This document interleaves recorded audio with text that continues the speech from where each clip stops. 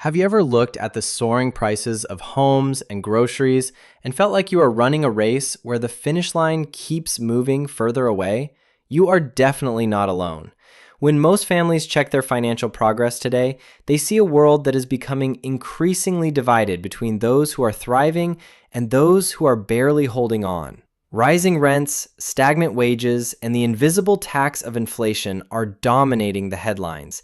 Yet hidden in that noise is a seismic shift that will reach a breaking point by 2030. Now, if you are like the typical worker, you have been told that if you work hard and save your money, you will eventually reach the top. But you might not actually realize that the rules of the game have fundamentally changed. Perhaps you feel frustrated when you see the stock market hitting new highs, while your local community seems to be struggling more than ever. Maybe that one news report about the Great Reset makes you feel like you are losing control of your future. Either way, you are likely questioning if this economic pressure is just a temporary phase or a permanent transformation that will leave most of the population behind. Well, here is a reality that might shock you. The bottom 80% is not just falling behind. It is being systematically phased out of the wealth building process. It is actually a structural shift where the value of labor is being crushed while the value of assets is being amplified. And mastering how to cross over into the top 20% could represent the gap between financial survival and being a victim of the 2030 wealth wipeout. My name is Noah, and I spend far too much time analyzing demographic shifts, monetary policy, and the reasons most people would rather ignore the warning signs than prepare for the storm. If you want to learn how to manufacture wealth before the door closes, make sure you hit that subscribe button and like this video if it helps you clarify your financial future. Here's what most folks miss about the new normal. The typical professional will follow the old script of university debt and a steady paycheck. But every year they wait, their purchasing power is being eroded by forces they can't see. One sector might be booming due to automation, while another is being decimated. Some regions have exploding property values, while others are decaying. Yet, in almost every scenario, the wealth gap is waiting for you like a chasm that is growing wider every day. The reason this disappearance is happening isn't because of bad luck. It is because the modern economy rewards ownership above all else. Think of it as a boat that is slowly sinking. Instead of bailing out the water, the people at the top are just building a bigger deck. Instead of stability, it provides a choice. But before we explore why this is so urgent, let me ask you a quick question. When you look at the wealth of the richest people in history, was it built through a salary or through owning pieces of the world? You are likely thinking of assets like land, companies, and technology. These are the tools that survive economic shifts. Well, the truth is that the 80% are being distracted by consumption, while the 20% are focused on accumulation. When you stay on the side of consumption, you are grabbing a heavy stone and jumping into the deep end. Now, does this sound too alarmist? Why would the middle class just disappear? These questions are vital because they explain why the 2030 deadline is the most important date for your wallet. The economy is essentially a filter. Just as a sieve separates the sand from the rocks, the current environment is separating the owners from the renters.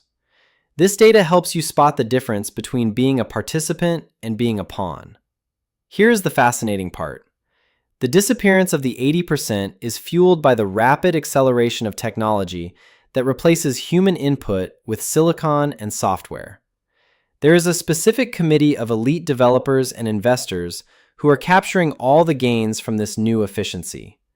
Think of it like a train that is leaving the station. If you aren't on it by the time it reaches full speed, you might never catch it. To survive this shift, you must satisfy strict rules of your own. You have to be honest about your skill set's longevity, possess the capital to buy into the winners, and show actual equity in your reports. You also must resist the urge to live for now to ensure you aren't just a temporary trend. This rigorous foresight is exactly why the strategic class has historically dominated. You aren't just working for money, you are working to acquire the things that create money. It is like having a private island in a rising tide, But instead of land, the prize is your family's safety. But there is a detail about inflation that might catch you off guard. Even though your paycheck might go up slightly, the cost of the things that actually matter, like healthcare and education, is going up much faster.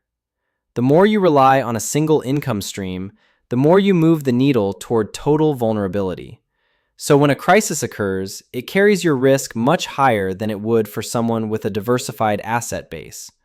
This means the structure of the global economy actually drives a huge portion of your current anxiety.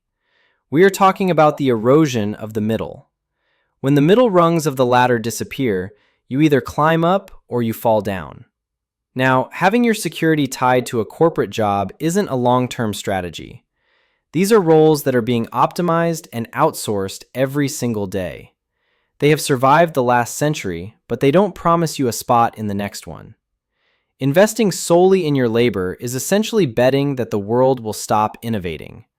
But here's the part that many politicians won't tell you because they need to maintain the illusion of a stable middle class. The wealth gap is a mathematical certainty in a system that prints money and favors capital over labor. For decades, the gap has been growing, but the 2030 horizon marks the point where the divergence becomes irreversible. Think about that reality.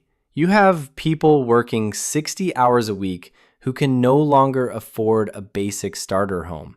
They get stressed about the price of gas, while the people who own the energy companies are seeing record profits. And yet, the majority of them continue to vote and act like it's still 1990. It is like a person trying to win a game of Monopoly after all the properties have already been bought. The data is quite embarrassing for the business as usual crowd. Research shows that the top 1% now own more wealth than the entire middle class combined. That means if you aren't actively moving toward the owner class, you are by default moving toward the disappearing 80%. How is that possible? How can a whole class of people just fade away? The answer is found in the Cantillon effect. While that sounds like a dry textbook term, the idea is simple. The people closest to the source of new money get to spend it before prices rise, while the people at the bottom get it last after everything is already expensive. When you are in the 80%, you are always the last to get the memo. When the world shifts, you are the one left holding the bill because your money doesn't buy what it used to. It is like trying to fill a pool with a garden hose while someone else is using a fire hydrant to drain it. You might be working hard, but you'll never see the water level rise. This leads us to a core truth of building wealth. It isn't just about what you do, it is about what you own. One of the biggest wealth killers is thinking that a high-paying job is the same thing as being wealthy. When you are a high-income earner with no assets, you are just a well-paid tenant in the global economy. That math is terrifying. If you lose that income, you lose everything. But when you own the assets, the world works for you even while you sleep. You are basically choosing between being the engine or being the fuel. These choices also compound.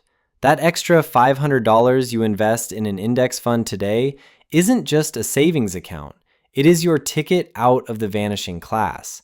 Over the next 5 years, these small decisions can literally cost you your place in the future economy. This is why the most prepared families are pivoting their entire strategy toward hard assets and global mobility. They even show examples of regular people who stopped trying to save their way to wealth and started owning their way there. Even with a modest start, the owner always wins because they are positioned to capture the growth of the top 20%. The beauty of the pivot is that it removes the dependency on a single employer from the equation. You don't have to worry about a company man future or a government pension that might not be there. You get a resilient system. When the economy evolves, your assets evolve with it. Over the long haul, ownership has shown an incredible ability to bridge the gap, which leads to consistent protection for you. Let's look at the actual numbers, because this is where the theory becomes a reality. If you stay in cash, you lose roughly 5 to 10% of your value every year to real-world inflation. But if you own the top 500 companies or prime real estate, your value grows with the cost of living.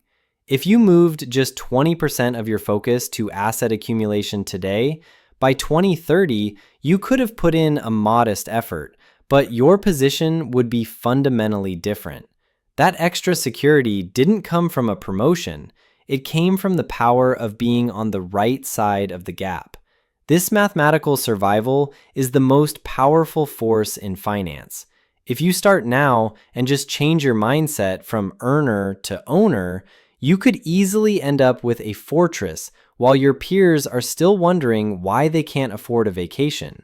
That is the reward for having the vision to see the 2030 gap before it swallows you. Now, I know the future looks intimidating, and you are right to feel a sense of urgency about the next few years. But here is the secret. The 80% aren't disappearing because of a lack of money. They are disappearing because of a lack of position. Think of the 2030 wealth gap as a filter. When your assets are strong, you pass through to a life of abundance. When you are only a laborer, and it has always been this way, the filter catches you and keeps you down. Successful investors don't want a fair economy. They want a positional one. It is like choosing to be the house in a casino instead of just a gambler at the table. But you will still hear critics. Skeptics will claim you are being cynical, or that the middle class will always return. They will show you cherry-picked data from the past and talk about the resilience of the worker. What they won't show you is the power of AI to replace millions of tasks, or the reality of a currency that is being printed into oblivion. Complexity sells because it makes the vanishing 80% feel like a mystery. But in the world of money, the simplest path to the top is the one where you stop trading your time for a currency that is losing its value. You have to decide if you want to be average or if you want to be protected. Sometimes being wealthy means choosing the difficult contrarian path. The 2030 wealth gap isn't a theory, it is a mathematical destination.